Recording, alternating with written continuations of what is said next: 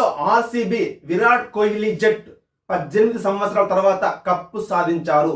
అదేవిధంగా సచిన్ టెండూల్కర్ గారు కూడా వన్డేలో 22 సంవత్సరాల తర్వాత ప్రపంచ కప్ సాధించారు.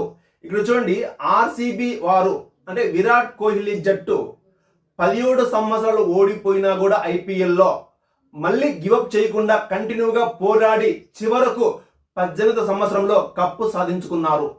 కొంతమంది అయితే విరాట్ కోహ్లీ యొక్క జట్టు ఆ ఫ్లెక్సీకి పాలాభిషేకం చేశారు. మరొకొంతమంది అయితే ఆ ఫ్లెక్సీని డ్రమ్స్ తో ఊరేగింపు చేశారు.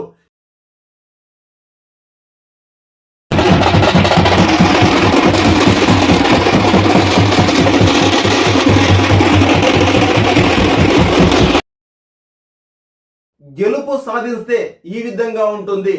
అంటే ఎప్పుడైతే మనం ఓడిపోయామో ఆ ఓడిపోయినప్పుడు అక్కడే ఆగిపోతే మనకి గుర్తింపు రాదు. ఎన్నిసార్లు ఓడిపోయినా కూడా గివప్ చేయకుండా కంటిన్యూగా సాధించగలుగుతామో, కంటిన్యూ చేస్తామో, ఎప్పుడైతే విజయం సాధిస్తామో ఆ విజయం పొందిన విషయం మాత్రమే గుర్తు పెట్టుకుంటారు ఎవరైనా సరే.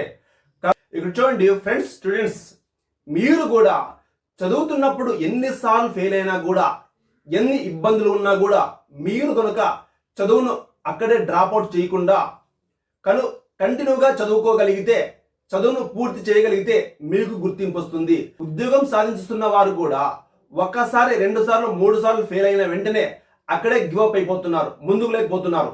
ఇప్పుడు చూడండి, విరాట్ కోహ్లీ గారు యొక్క జట్టు 17 సంవత్సరాలు వదిలినా కూడా, ఫెయిల్ అయినా కూడా, సాధించలేకపోయినా కూడా కంటిన్యూ చేశారు కాబట్టి ఈ 18 సంవత్సరంలో కప్పు సాధించారు.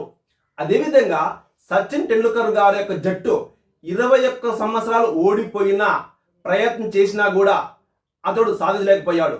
కానీ 22 సంవత్సరాల తర్వాత ప్రపంచ కప్ సాధించాడు వన్డేలో సచిన్ టెండూల్కర్ గారు. కాబట్టి మనం ఎప్పుడైతే ఓడిపోతామో, అక్కడే గివప్ చేస్తామో మనల్ని ప్రపంచం ఎవ్వరు కూడా గుర్తించుకోరు.